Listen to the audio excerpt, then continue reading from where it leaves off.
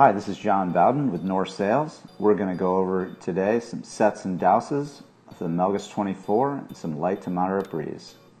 First thing you'll notice is everybody on the boat is working.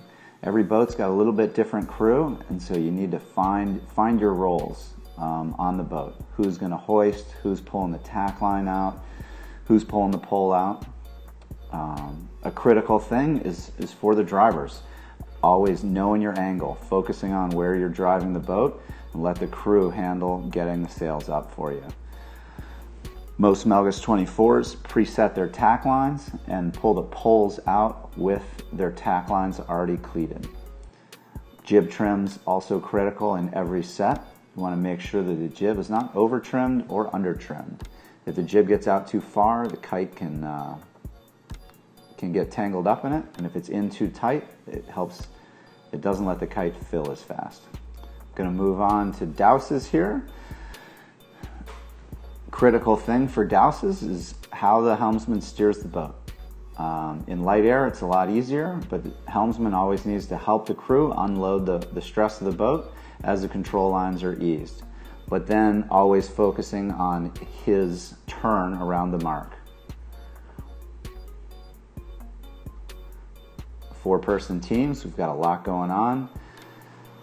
One person's uncleating halyards, one person's pulling the sail down as much as you can. You'll see the jib trimmer gets the jib ready, and the driver is getting his main set up to start his turn around the mark.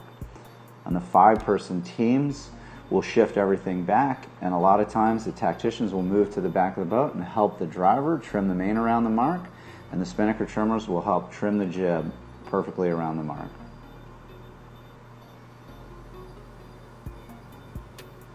Exit angles around the mark are often critical for holding lanes.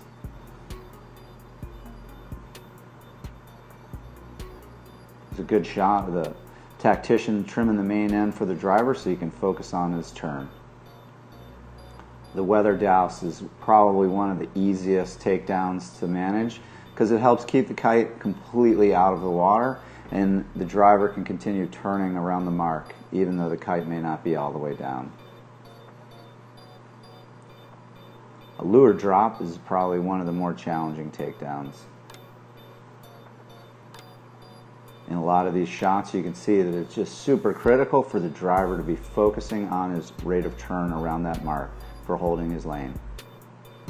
Once again, I'm John Bowden with North Sails. Thanks for tuning in.